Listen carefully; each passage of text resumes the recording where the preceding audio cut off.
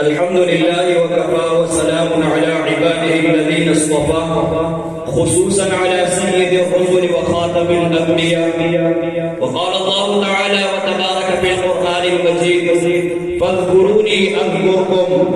وقال النبي صلى الله عليه وسلم في معنى الحديث أكثروا ذكر الله تعالى حتى يقولوا مجنون، أو كما قال عليه الصلاة والسلام ألف مرة وبعدد كل ذرة. د محبوب دیدن دا پارا ز محشر دا خوشحالیگم چی دلبر پکی دیشی دا محشر اختر زمانے او دا جانان پا مہمانے کی بدزڑا وقت روی دیکم پا مولا میں دی قسم میں عشقی ہنر زمانے. درود شریف پا بلند آواز پا محبت ضرور. اللهم صل على محمد وعلى آله وصحبه صلاة تقول لنا أمانا من كل خوف. محترم عزیزان، دا اللہ جل شانہ پمونگو تاسو باندې ډېر زیات لوی فضل کرم او احسان دی چې مونږ تاسو دی مجلس ته حاضر کړو. الله جل شانہ دا صرف د الله جل شانہ کرم فضل او احسان دی. دا زموږ څخه خپل کمال نه دی، صرف د الله جل شانہ مهرباني ده.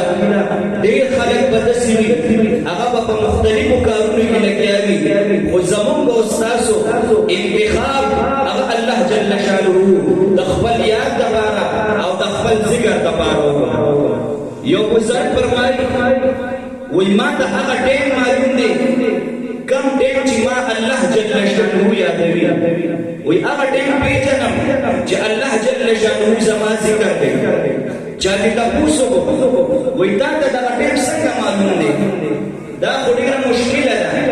هغه ورته وی تا قرآن نه دی ویلی، قرآن کې الله وایي فاذکروني اذکرکم، تاسو ما یادوئ زه به تاسو یادوم.